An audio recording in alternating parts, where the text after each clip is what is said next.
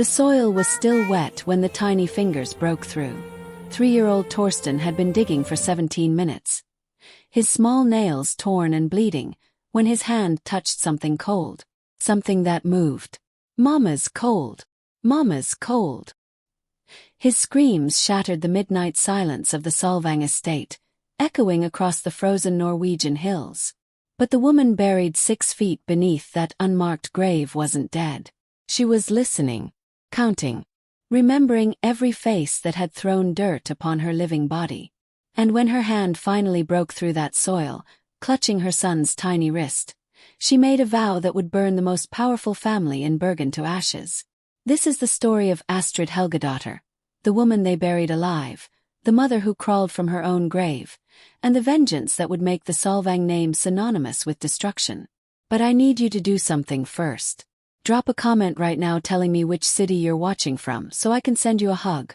And make sure you're following this account because what happens next? You won't find this story anywhere else. This woman's revenge spans 7 years, 3 continents, and leaves 17 people destroyed. Stay until the end. Trust me, the final twist made me rewrite this script 4 times. Now let's go back to the beginning. Astrid Helgadottir was never supposed to marry into the Solvang family. She was the daughter of a Bergen fishmonger, a girl who grew up with salt in her hair and calluses on her palms. Her mother, Ingrid, had died giving birth to her younger brother, Leif, leaving their father, Gunnar, to raise 2 children alone while hauling nets before dawn and selling catch until dusk. But Astrid was beautiful. Not the delicate beauty of noblemen's daughters who bruised like peaches and wilted in sunlight. Astrid possessed the kind of beauty that stopped men mid-sentence. Hair the color of autumn fire. Eyes like the North Sea before a storm, gray and green and utterly unreadable. Cheekbones that caught candlelight like they were carved for it. And she was smart. Dangerously smart. By 15, she was managing her father's books. By 17, she had negotiated contracts that doubled their family income. By 19, she had caught the attention of Halvard Solvang, the eldest son of the wealthiest shipping family in Norway. The Solvangs owned 47 vessels. They controlled trade routes spanning from Bergen to Constantinople. Their estate, a sprawling manor called Nordheim, sat on a cliff overlooking the harbor like a stone guardian watching its kingdom. And Halvard, handsome, charming 24-year-old Halvard, wanted the fishmonger's daughter. His mother, the formidable Ragnhild Solvang, opposed the match with every fiber of her aristocratic being. "She has no breeding," Ragnhild declared at the family dinner where Halvard announced his intentions. "No education. No connections. She is decorative at best, and at worst, she is a fortune hunter who will drain this family's coffers and produce inferior heirs." But Halvard was stubborn. It was the quality that made him an excellent businessman and a terrible son. "I will marry her," he said, his voice carrying the same iron certainty that had built the Solvang Empire. "Or I will marry no one. And when I die without an heir, everything we've built goes to Cousin Bjorn." Cousin Bjorn was a known gambler who had already bankrupted 2 businesses and fathered 3 illegitimate children with 3 different women. Ragnhild had no choice. The wedding was held on a grey November morning in 1847. Astrid wore a dress borrowed from a distant Solvang cousin, ivory silk that had been hastily altered and still hung slightly wrong on her frame. She walked down the aisle of Bergen Cathedral with her father on one arm and her brother on the other, both men wearing their only good suits, both men trying not to cry. Halvard smiled at her from the altar. His mother did not. And Astrid, beautiful, smart, dangerously perceptive Astrid, saw something in Ragnhild's eyes that day. Something that told her this woman would never accept her. Never stop fighting. Never stop scheming. But Astrid was young. She believed love would be enough. She believed Halvard would protect her. She believed the Solvang family, for all their coldness, would eventually warm to her once she proved her worth. She was wrong about all of it. The first year of marriage was almost happy. Halvard was attentive, passionate, proud of his young wife. He taught her which fork to use at formal dinners. He hired tutors to refine her accent, smooth away the rough edges of her fisherman's daughter dialect. He took her to Paris, to London, to Stockholm, showing her off like a rare jewel he'd discovered in an unexpected place. Astrid learned quickly. She always had. Within months, she could navigate a ballroom as easily as her father navigated the harbor. She memorized names, faces, connections. She understood that power in high society was a currency as real as gold, and she was determined to accumulate it. Ragnhild watched and waited. The old woman had ruled the Solvang household for 40 years, ever since her husband, the original Halvard, had died in a shipwreck and left her with 3 children and an empire on the verge of collapse. She had rebuilt it with her bare hands, her sharp mind, and her absolute ruthlessness. She had arranged marriages for her 2 younger children, Sigrid to a Danish nobleman, Eric to the daughter of their biggest rival, and secured the family's position for another generation. She had not done all of this to watch some fishmonger's daughter walk in and claim the throne. The campaign began subtly. A comment at breakfast about Astrid's posture. A raised eyebrow when she mispronounced a French word. A carefully timed sigh when she entered a room wearing a dress Ragnhild deemed too bright, or too revealing, or too common. Halvard noticed none of it. Men rarely do. But the household staff noticed. The distant relatives who visited for holidays noticed. The society women who came for tea noticed. And slowly, drip by drip, Astrid's reputation began to erode. She was trying too hard. She was putting on airs. She was clearly out of her depth. She was lucky Halvard had such patience. Astrid endured it. She had survived worse things than whispered insults. She had watched her mother die. She had gutted fish until her hands bled. She had faced down merchants twice her size who tried to cheat her father. A bitter old woman's disapproval would not break her. But then came the pregnancy, and everything changed. Astrid discovered she was carrying Halvard's child in the spring of 1849. She was 21 years old, still new enough to her position to feel like an imposter, still hopeful enough to believe a child would finally cement her place in the family. Halvard was overjoyed. He insisted she rest.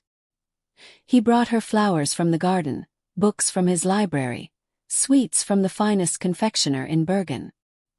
He spoke to her belly at night, telling stories of the adventures he would share with his son or daughter, the ships they would sail, the world they would explore together. For a few brief months, Astrid was genuinely happy.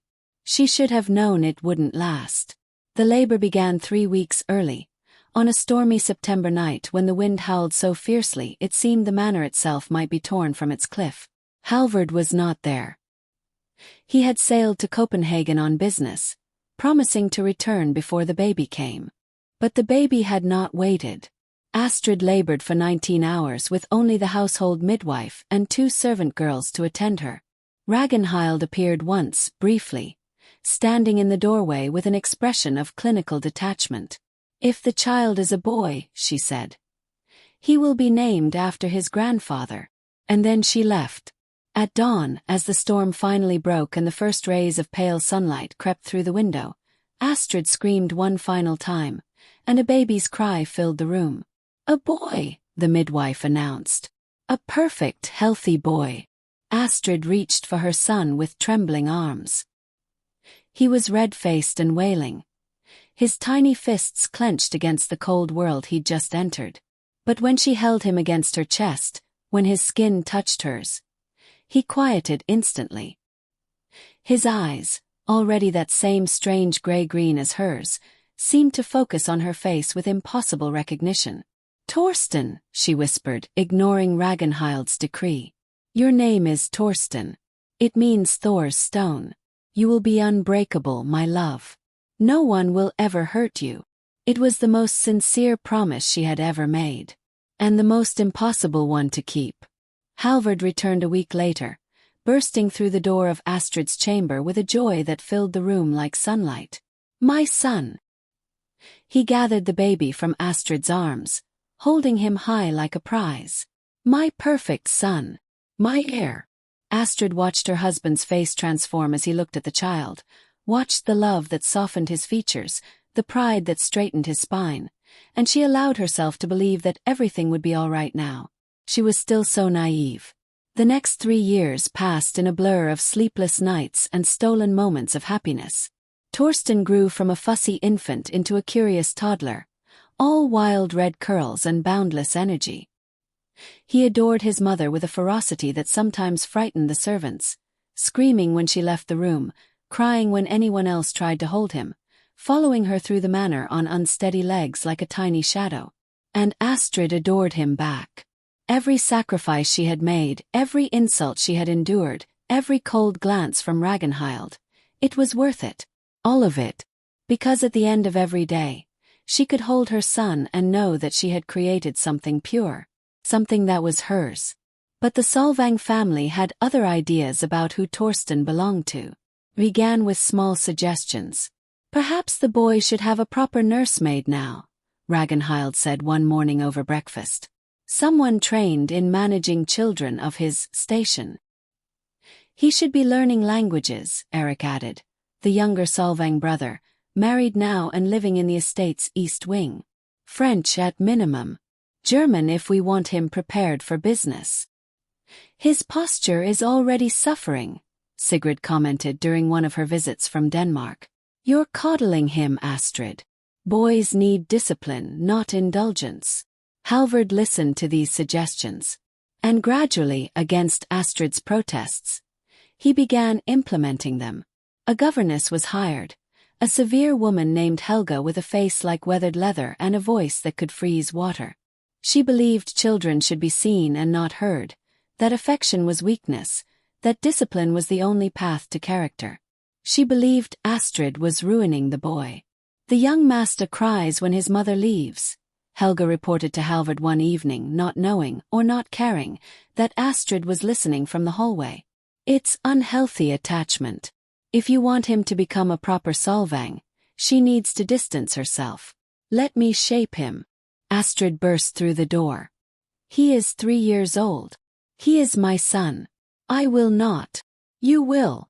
Halvard's voice was gentle but firm. My love, I know this is difficult. But mother is right.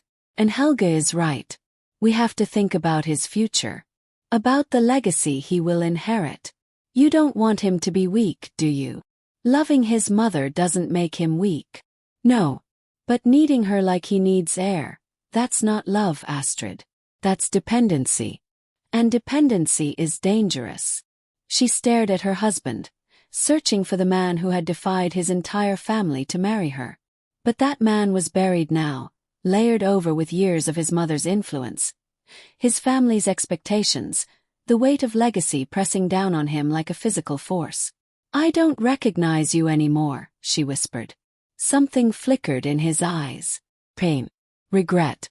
But then Ragnhild appeared in the doorway, and the flicker died. The boy will have limited time with his mother going forward, the old woman declared. For his own good. You may see him for 1 hour each morning and 1 hour each evening. The rest of his time will be devoted to proper training. You can't. I can. This is my house.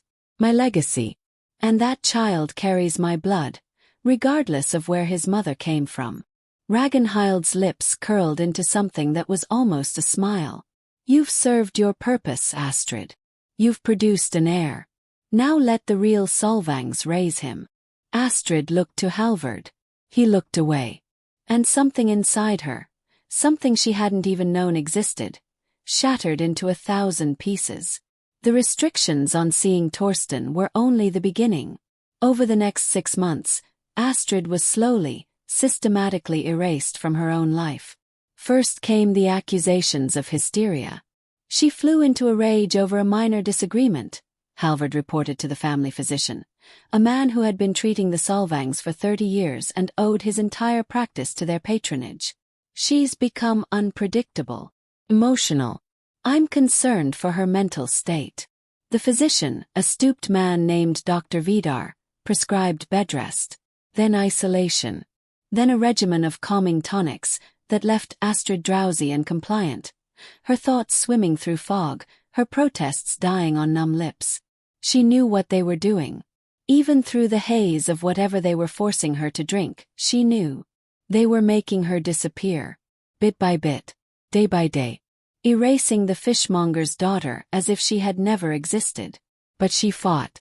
Every time she could manage to skip a dose of the tonic, she would sneak to the nursery to see Torsten. Every time she found a moment of clarity, she would write letters. To her father, to her brother, to anyone who might help her. Those letters never reached their destination. The servants had been instructed to intercept them. The gates had been locked. The guards had been told that Mrs. Solvang was ill, very ill, and any attempt to leave would only worsen her condition. She was a prisoner in her own home. And no one was coming to save her. The night everything fell apart, there was a dinner party. Astrid hadn't been allowed to attend a social function in months, but that evening, something was different. Ragnhild herself came to her chambers and supervised while the servants dressed her in a gown of deep blue velvet, a color that washed out her complexion and made her look ill, which was probably intentional. "You will smile tonight," Ragnhild instructed. "You will say nothing of significance. You will demonstrate to our guests that you are perfectly content and thoroughly unremarkable. Do you understand? Why am I being brought out now?" Astrid asked, her voice hoarse from weeks of disuse. "What's changed?" Ragnhild's smile was thin as a blade. "You'll find out soon enough." The dinner guests were some of the most influential families in Bergen. Merchants, politicians, even a minor member of the Swedish royal family. They greeted Astrid with the polite disinterest reserved for wallpaper, and she understood immediately that Ragnhild had spent months poisoning them against her. The whispers, the raised eyebrows, the poorly concealed smirks. She was a joke to them. A cautionary tale about what happened when common blood tried to rise above its station. But it was after the meal, when the men retired to the study for brandy and the women gathered in the parlor for gossip, that the true purpose of the evening revealed itself. Ragnhild stood at the center of the room, commanding attention with the ease of someone who had been doing so for decades. "Dear friends, I have an announcement to make. One that pains me deeply, but which honesty demands I share." Astrid's blood ran cold. "Our family has discovered a betrayal most grave. A betrayal that strikes at the very heart of everything the Solvangs have built." The room was silent, every eye fixed on Ragnhild, and then on Astrid.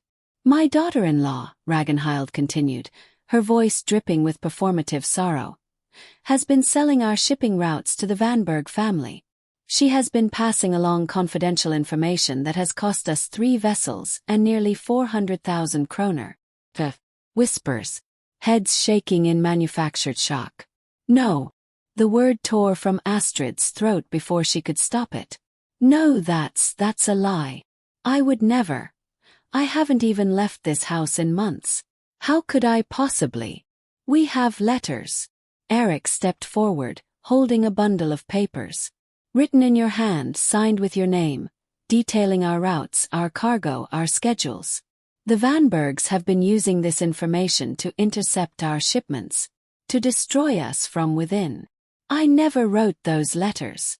The handwriting has been confirmed by 3 separate analysts. Then someone forged them."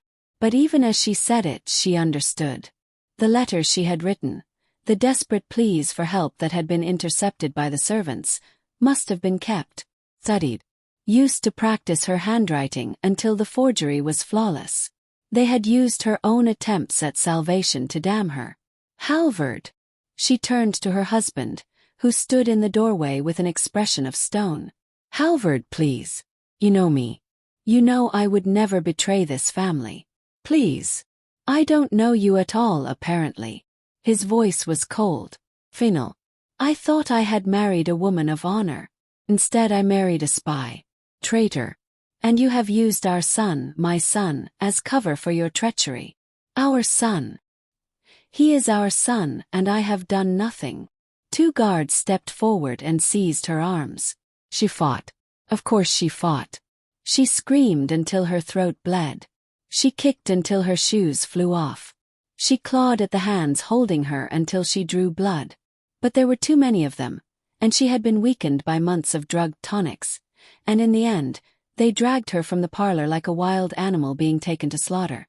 The last thing she saw before the doors closed was Ragnhild's face. And on that face was a smile of pure, triumphant satisfaction. They gave her no trial. Wealthy families rarely bother with such formalities. The Vanberg accusations were enough, backed by the forged letters and the testimony of witnesses, who swore they had seen Astrid passing documents to unknown messengers. Never mind that she had been locked in her chambers during the times these meetings supposedly occurred. Never mind that she had no motive to destroy the very family she had spent years trying to earn acceptance from. The decision was made in a closed room by men who owed the Solvangs favors. She was guilty, and the punishment was execution. But not a public execution, that would draw too much attention, raise too many questions. Instead, she would be buried in an unmarked grave on the estate grounds. The official story would be that she had fled in shame when her treachery was exposed. She would simply cease to exist. They came for her at midnight. 4 men with covered faces and rough hands. They put a hood over her head and dragged her through corridors she knew by memory. Past the kitchens where she used to sneak sweets, past the library where she had first kissed Halvard, past the nursery where her son was sleeping. Her son. Her Torsten. She would never see him again. That thought broke something inside her that had barely been holding together. She began to scream. Not words, just sound, raw and animal and bottomless.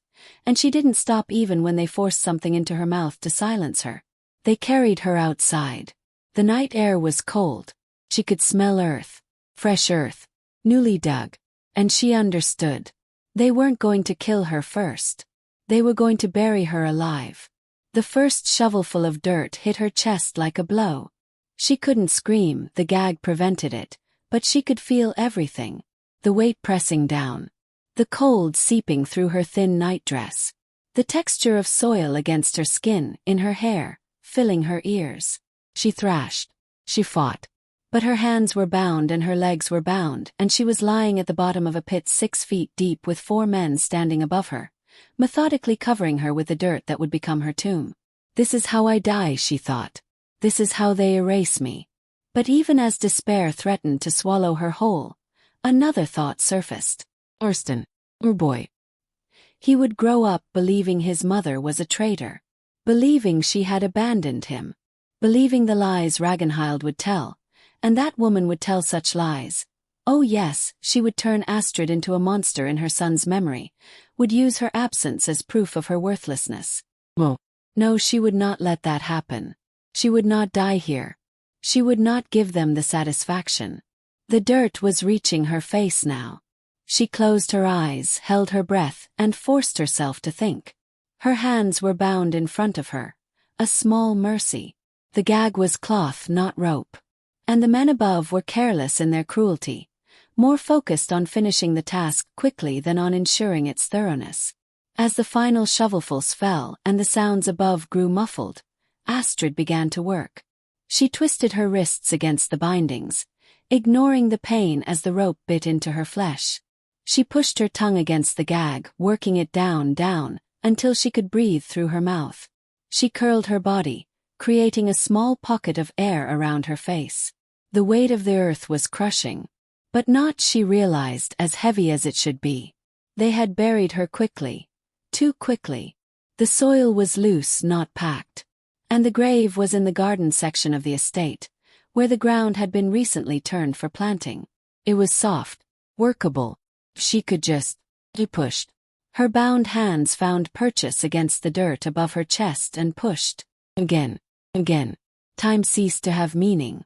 There was only the burning in her lungs, the fire in her muscles, the endless darkness and the weight and the desperate animal need to survive. She pushed. Her fingers broke through. Cold air rushed against her skin. She was 3 feet down. Still buried, but not as deeply as she should have been. The men had been lazy, or perhaps they had been interrupted. She didn't know. She didn't care.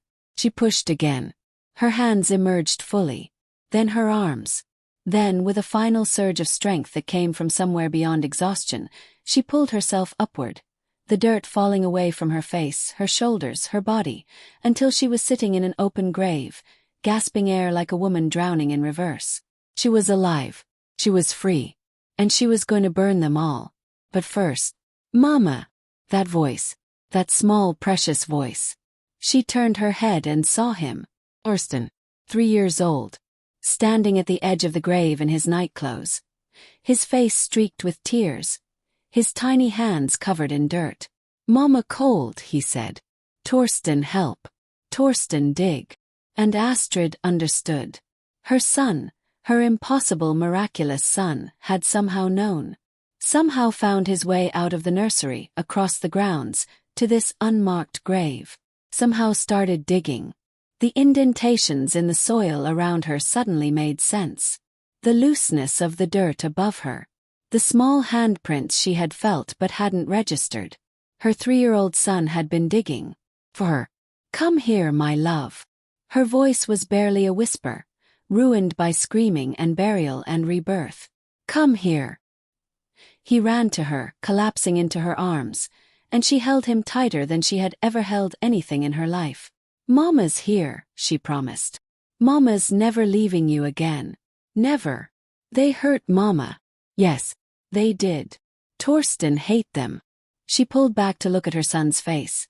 So young, so innocent, so fierce, and she saw something there that both broke her heart and filled it with terrible pride.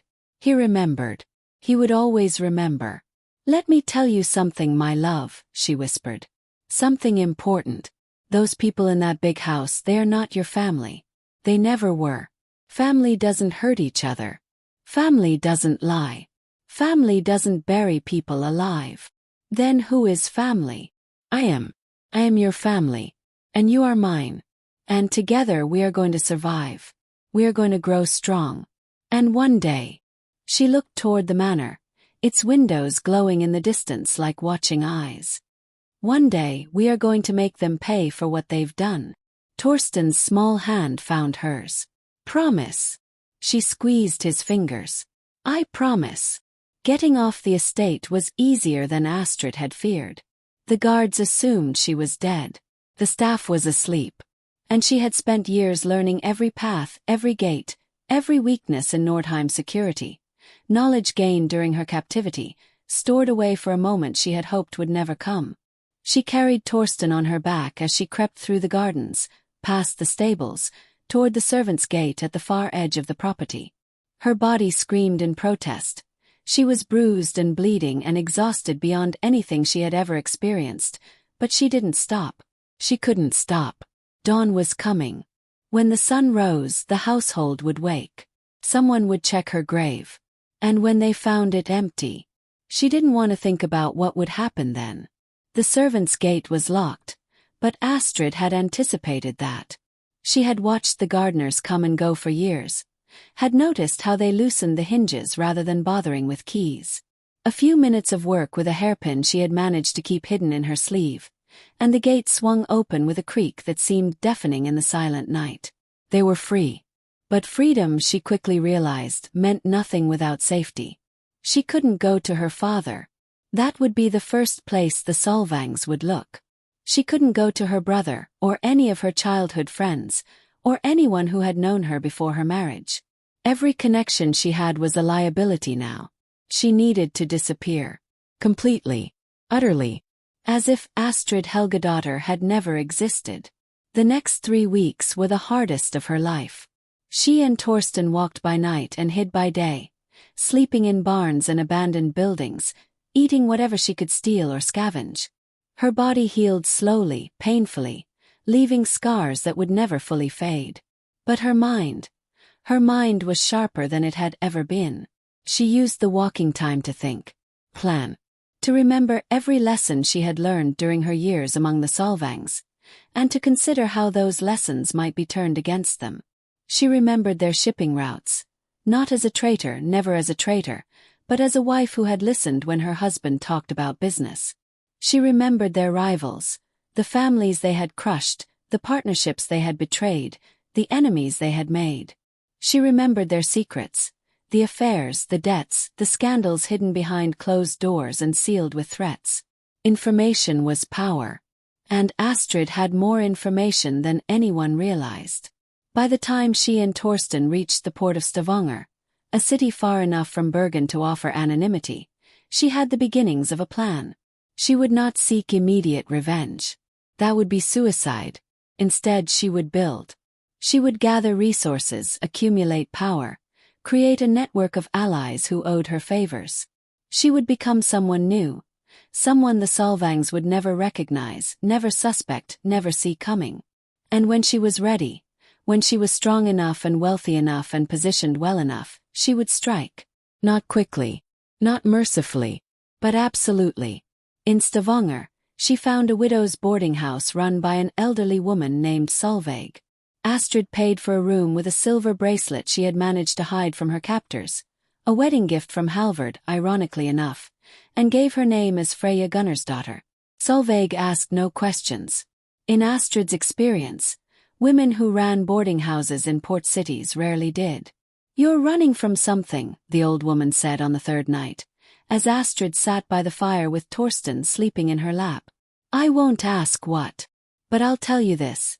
Whatever you're running from, the only way to stay ahead of it is to become something else entirely. A new name is just the beginning. You need a new history, a new purpose, a new soul if you can manage it. Can one do that? Become an entirely new person?" Solveig's eyes, milky with cataracts but still somehow piercing, met hers. "I did. 40 years ago. I was someone else then. Someone weak. Someone who let the world happen to her instead of making it bend." She smiled, revealing gaps where teeth had once been. "Now I am Solveig. I own this house. Answer to no one. And the woman I used to be. She's dead. More dead than if they'd buried her." Astrid looked down at her sleeping son. "Then Astrid is dead too. Good. Who will you be instead?" She thought about it. Really thought about it. Who did she want to become? What kind of person could accomplish what she needed to accomplish? "Someone patient," she finally said. "Someone clever. Someone who understands that revenge is a dish best served cold, and that the coldest dish takes the longest to prepare. You'll need money for that. Resources. I know. Do you have any skills? Beyond being beautiful and angry?" Astrid almost laughed. "I can manage accounts. I can negotiate contracts. I can read people, their weaknesses, their desires, what they're hiding. And I know more about the shipping industry than most men who've worked in it their whole lives." Solveig's eyebrows rose. "Shipping? My former husband's family. I spent years listening to them discuss business. I know their routes, their suppliers, their clients. I know which ports are corrupt and which inspectors can be bribed. I know which cargo is most profitable and which insurance companies are most gullible." The old woman was silent for a long moment. "There's a man," she finally said. "A Dane named Henrik. He runs a small trading operation out of Stavanger, legitimate enough to avoid scrutiny, flexible enough to be useful. He's always looking for people who understand the industry, people who can give him an edge. You think he would hire me? I think he would be a fool not to."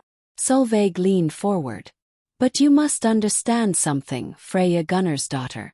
Once you enter this world, the world of trade and secrets and carefully constructed lies, there is no going back. You will have to become someone hard, someone cold, someone capable of things the woman you used to be could never imagine." Astrid looked at the fire, at her sleeping son, at the scars on her wrists where the burial ropes had cut. "I'm already that person," she said quietly. "They made me that person when they buried me alive." Henrik Anderson was not what Astrid expected. She had anticipated someone rough, weathered, perhaps threatening. Instead, she found a slender man in his 50s with elegant hands and a sardonic smile, dressed in clothes that were expensive without being ostentatious. "Solveig tells me you have information about the Bergen shipping industry," he said, leaning back in his chair as Astrid sat across from him in his modest office. "Specifically about the Solvang family." "I do. And she tells me you're running from something. Something significant." Also true. Care to elaborate? Astrid met his gaze evenly. No. Henrik laughed. A genuine laugh, warm and surprised. I like you already. Most people in your situation would spin elaborate lies. They would try to make themselves seem sympathetic or mysterious. You're just honest about your dishonesty. It's refreshing. I don't have time for elaborate lies. I have a son to raise and a future to build. If you can help me do that, I will give you every piece of useful information I possess. If not, I'll find someone else. There is no one else. Not in Stavanger. Not who could use your information the way I can. He steepled his fingers. What do you want in return? Money. Protection. Partnership. His eyebrows shot up. Partnership. I don't want to work for you. I want to work with you. I'll give you information and strategy in exchange for a percentage of the profits and the freedom to build my own ventures on the side. You're asking for a great deal from someone you just met. I'm offering a great deal too. Within a year I can triple your revenue.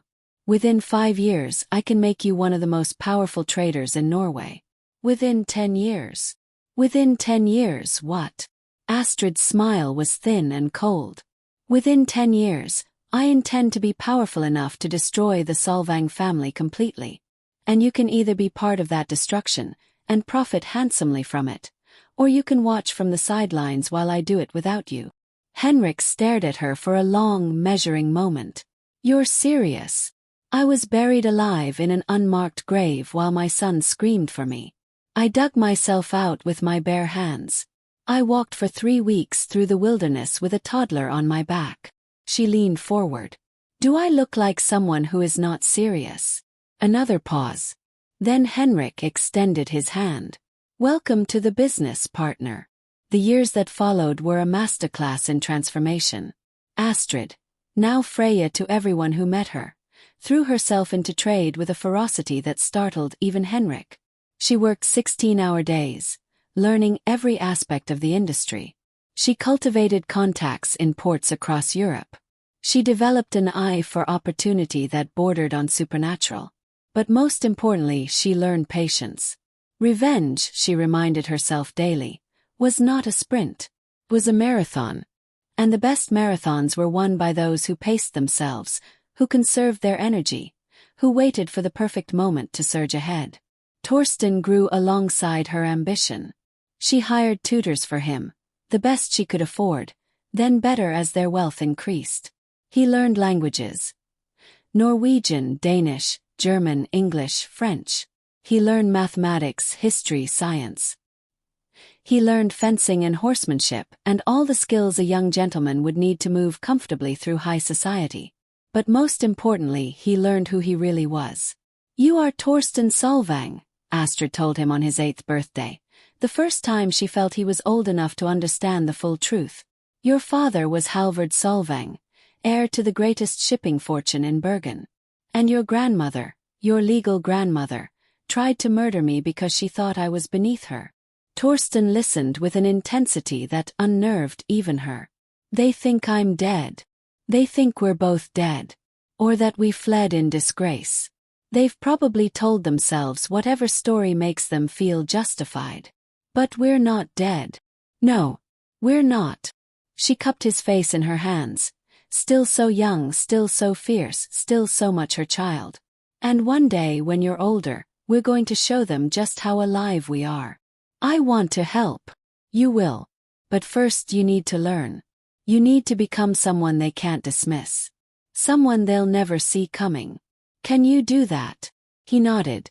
And she saw in his eyes the same cold fire that burned in her own heart. By 1859, 10 years after her burial, Freya Gunnarsdottir was one of the wealthiest independent traders in Scandinavia. She had partners in Copenhagen, Stockholm, and even London. She owned 12 ships of her own and held interests in 30 more. She had a townhouse in Stavanger, a country estate outside Oslo, and investment properties in 3 other cities. But more valuable than any of her material assets was her network of information. She knew which politicians were taking bribes, which merchants were cheating their partners, which noble families were one bad investment away from ruin. She had spent a decade collecting secrets like other women collected jewelry, and she had done so carefully, quietly, always through intermediaries, never leaving traces that could be followed back to her. The Solvangs had no idea she existed. To them, she was just another name on trade manifests, another competitor among many. They had no reason to connect the successful trader Freyja Gunnarsdottir with the disgraced fishmonger's daughter they had buried alive a decade earlier. After all, dead women didn't build empires. But Astrid, Freyja, was building something far more dangerous than an empire. She was building a trap.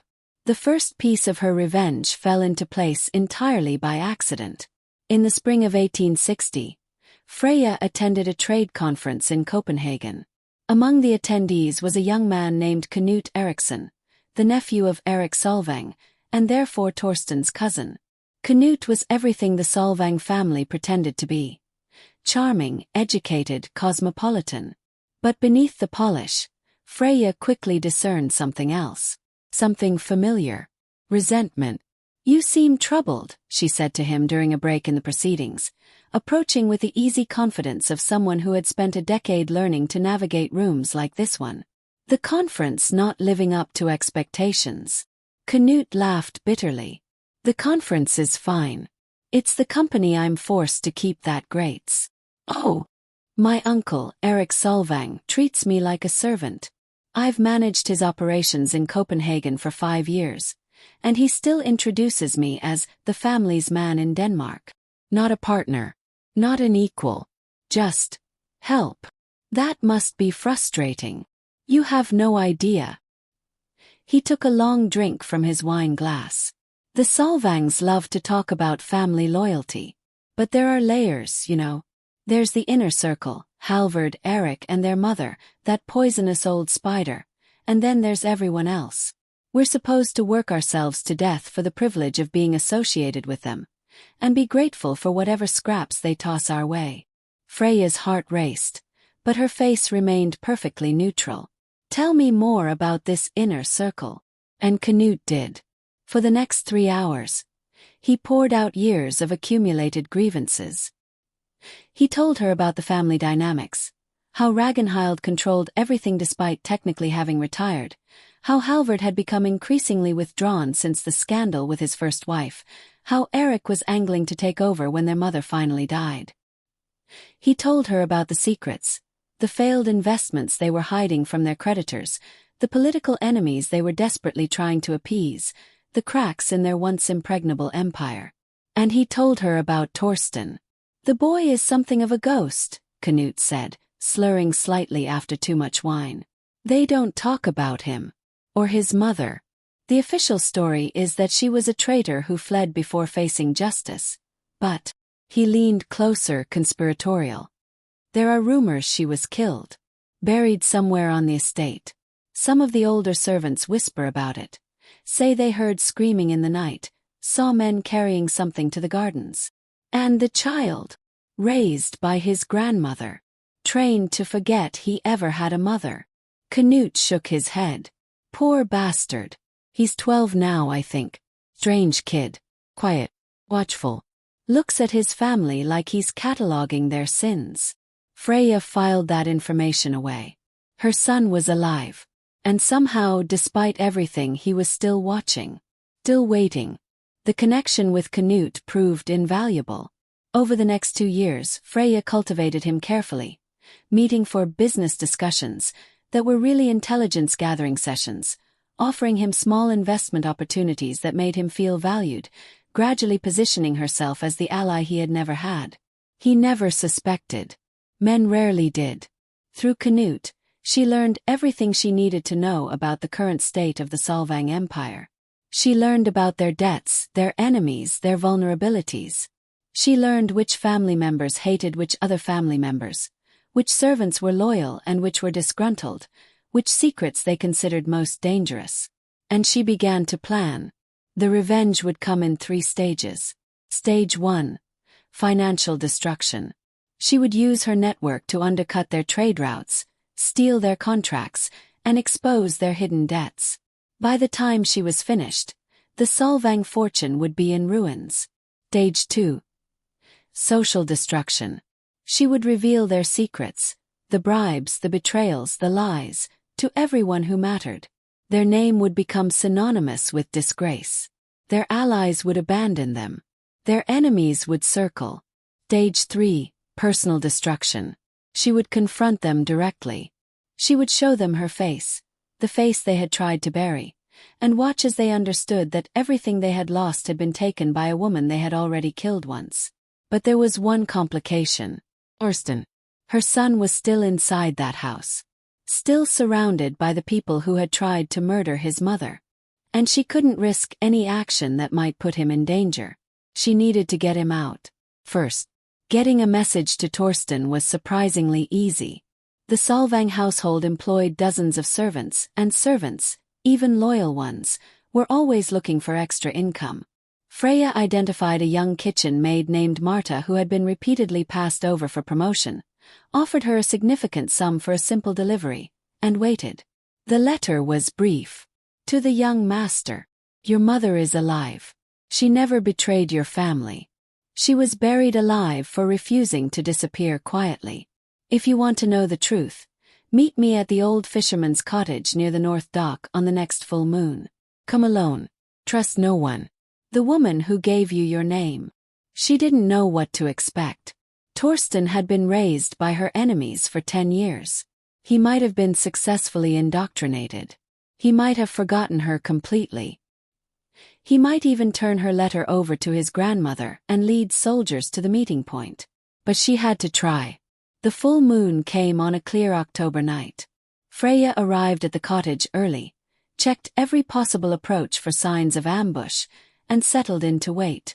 She wore simple clothes, nothing that would identify her as wealthy, and carried a knife beneath her cloak, just in case. The hours crept by. Midnight came and went, and still she waited. Finally, just before 1 in the morning, she heard footsteps. Light ones, careful ones. The footsteps of someone trying not to be followed. The cottage door creaked open, and a figure slipped inside.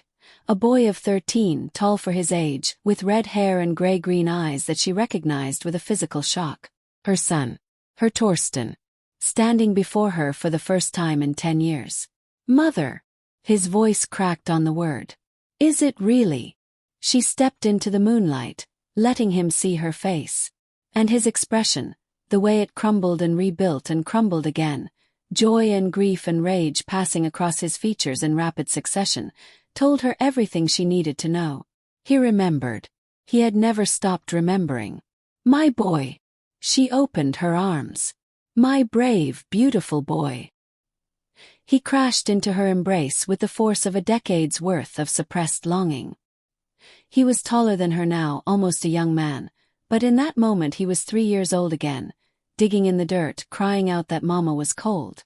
They told me you were a traitor. His voice was muffled against her shoulder. They said you sold our secrets. They said you ran away because you were ashamed. I know what they told you. I never believed them. Not for a single day. I remembered. His voice broke. I remembered the grave. I remembered digging. I remembered finding you. They told me it was a dream, a fever hallucination. But I knew. I always knew. She pulled back to look at him.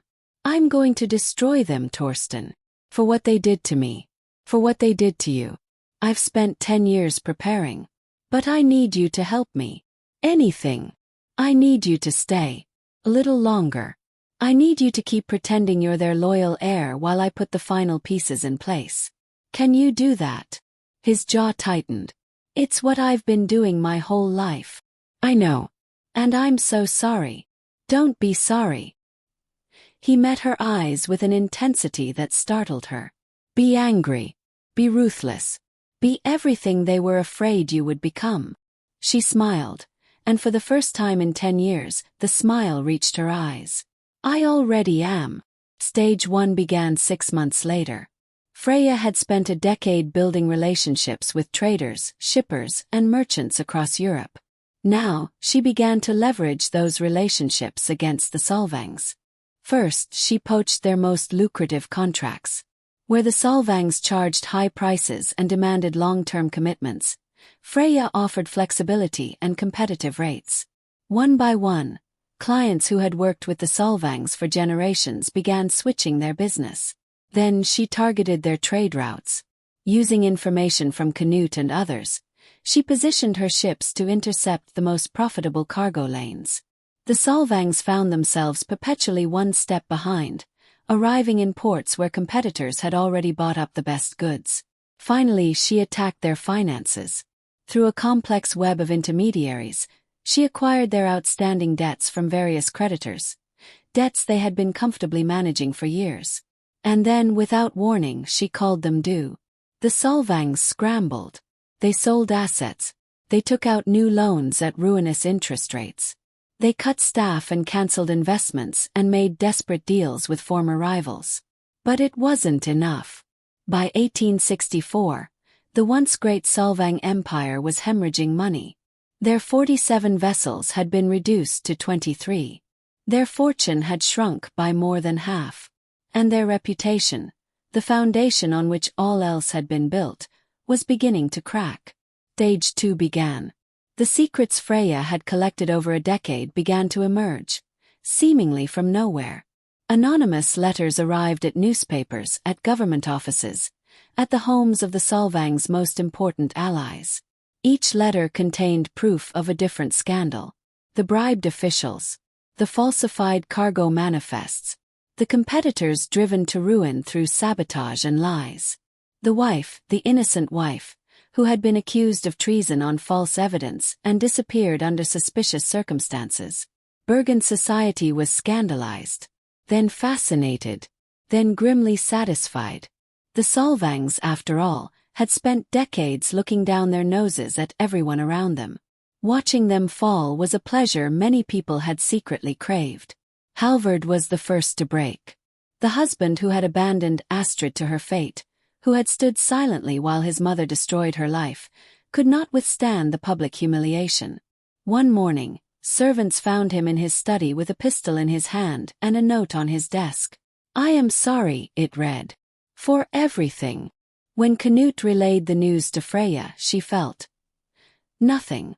Perhaps she should have felt vindicated. Perhaps she should have felt satisfied. But the man who had died was a stranger to her now.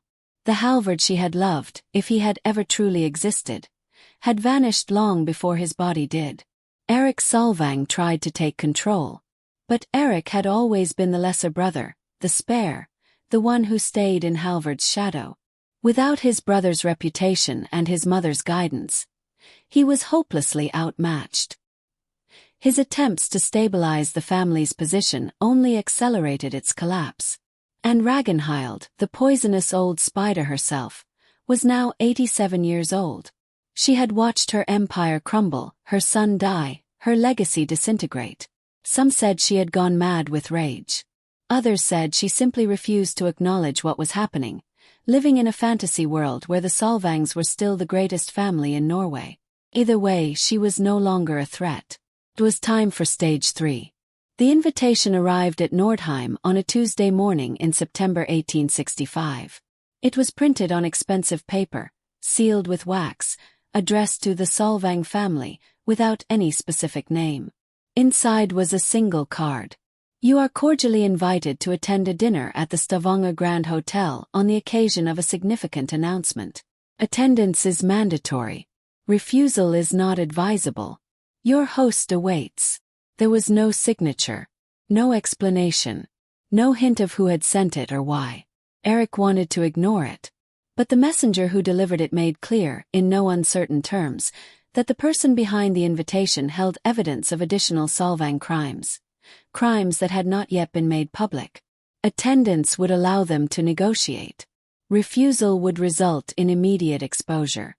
They had no choice. The dinner table was set for 20. At one end sat Erik Solvang, accompanied by his wife, his 2 adult children, and his ancient mother Ragnhild, who had insisted on attending despite her failing health. At the other end sat representatives of the major creditors who now owned most of the Solvang debts. And in the middle, waiting, was an empty chair. For 15 minutes no one spoke. Then the doors opened, and Freyja Gunnarsdottir walked in. She was 40 years old now, no longer the beautiful young woman who had married into the Solvang family. Time and experience had sharpened her features, adding lines of hard-won wisdom around her eyes. Her red hair had begun to silver at the temples. Her posture radiated authority. But it was her eyes, those gray-green eyes, unchanged from the day they had closed over her grave, that made Erik Solvang go pale as death. "Hello, Erik," she said, settling into the empty chair with the grace of a queen taking her throne. "It's been a long time. You..." His voice was barely a whisper. "You're dead." "Clearly not. Mother said you were buried alive." Freyja smiled. "Yes, I was. In an unmarked grave in your garden, in the middle of the night, without trial or mercy. I was conscious for all of it. I felt every shovelful of dirt. I heard you walking away while I screamed." The room was utterly silent. Ragnhild's face had gone slack. She was staring at Freyja as if seeing a ghost, which in a way she was. "But I didn't die." Freyja's voice was calm, almost conversational. "I dug myself out with my bare hands. My son, the son you tried to steal from me, found me and helped me escape. And I have spent the last 16 years building an empire specifically designed to destroy everything you ever cared about." Erik found his voice. "This is madness. You can't. We'll have you arrested." "For what? I've broken no laws. Every contract I won was won fairly. Every secret I exposed was true. Every debt I called due was owed legitimately." She leaned forward. "I am guilty of nothing but survival. Can you say the same?" Ragnhild finally spoke. Her voice was a croak, barely recognizable as human. "You ruined us." "No." Freyja shook her head. "I revealed what you already were. Thieves. Liars. Murderers. You buried me because I wouldn't be controlled, because my blood wasn't pure enough for your precious legacy. But look around you." She gestured at the creditors, the empty chairs, the room that represented everything the Solvangs had lost. "What is that legacy now? Your fortune is gone. Your reputation is ash. Your son killed himself rather than face the shame of what you'd done. And your grandson." The door opened again, and Torsten walked in. He was 19 now, tall and striking, with his mother's eyes and his father's build. He moved with the confidence of someone who had been training for this moment his entire life. "Grandmother." He nodded at Ragnhild. "Uncle." Ragnhild's mouth opened and closed. You're part of this. I've been part of this since the night you buried my mother." Torsten's voice was ice. "I was 3 years old and I remember everything. I remember her screams. I remember digging in the dirt. I remember holding her hand while it was still cold from the grave." He took his place beside Freyja. "The Solvang fortune is gone," he continued. "The Solvang name is worthless. And as of this morning I have legally changed my surname. I am Astrid Helgadottir now. Named for my mother. The mother you tried to erase." Ragnhild made a sound, something between a sob and a scream. "You ungrateful, after everything we gave you. You gave me nothing but lies and a legacy of murder." Torsten's voice didn't waver. "But my mother gave me the truth. And the truth is all I need." The Solvang family dissolved after that night. Erik sold what remained of the business to pay creditors and retreated to a small property in the countryside, where he lived out his days in obscurity. His children scattered to various corners of Europe, changing their names, reinventing themselves, fleeing the disgrace. Ragnhild died 3 weeks after the dinner. The official cause was heart failure. But those who had been present that night whispered that she had died of something else entirely. Shock perhaps, or shame. Or the simple inability to accept that she had lost. That the woman she had tried to destroy had risen from the grave and destroyed her instead.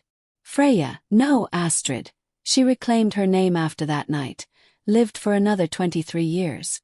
She continued to build her trading empire, eventually passing it on to Torsten and his children. She wrote a memoir that became one of the most widely read books in Scandinavia, a testament to survival and the power of patience. And she never forgot. Not for a single day. Every morning until she died, she would wake before dawn and walk to the window of whatever home she found herself in. She would watch the sun rise. And she would remember the feeling of dirt in her lungs, of darkness closing in, of a 3-year-old's voice crying, "Mama's cold." That memory kept her grateful, kept her sharp, kept her aware of what humans were capable of, both the cruelty and the courage. Astrid Helgadottir became one of the most successful merchants of his generation. He married a woman named Linnea, raised 4 children, and built a family legacy that endured for 100 years. He never spoke publicly about his childhood or his mother's ordeal, but he made sure his children knew the truth, and their children after them, and theirs. The story passed down through generations. A woman buried alive. A child who dug her free. A revenge that took 17 years and left nothing standing. And now you know. You know what Astrid Helgadottir survived. What she built. What she destroyed. You know that her son, the 3-year-old who woke in the middle of the night and somehow found his way to an unmarked grave, became the instrument of her vengeance. That together, mother and child brought down an empire built on cruelty and lies. But here's what you might not realize. This story isn't really about revenge. It's about patience. It's about refusing to die when the world tries to bury you. It's about understanding that sometimes the longest road is the only road. That true justice can't be rushed, can't be forced, can't be grabbed with desperate hands. Astrid waited 17 years. 17 years of planning and building and preparing. And when she finally struck, there was nothing anyone could do to stop her. Because she had become unstoppable. Not through rage, though she felt rage, oh yes, she felt it every day. Not through violence, though she was capable of it when necessary. But through patience, through strategy, through the absolute certainty that she would see this through, no matter how long it took. That's the real lesson here. If someone has wronged you, if someone has tried to bury you literally or figuratively, you don't have to accept it. You don't have to forgive and forget. You don't have to let it go because that's what society expects. You can fight back. But you have to be smart about it. You have to be patient. You have to wait until the moment is right. And then, and only then, do you strike. Now I want to hear from you. What did you think of Astrid's story? Was her revenge justified? Would you have done the same thing? Drop a comment below with your thoughts. And don't forget to tell me what city you're watching from so I can send you a hug. I read every single comment, and I love connecting with people who made it this far. If you enjoyed this story, make sure you're following this page. I post stories like this regularly. Tales of survival, revenge, and people who refuse to stay buried. Hit that follow button right now. You don't want to miss what's coming next. And until then, stay patient, stay prepared, and never let anyone bury you.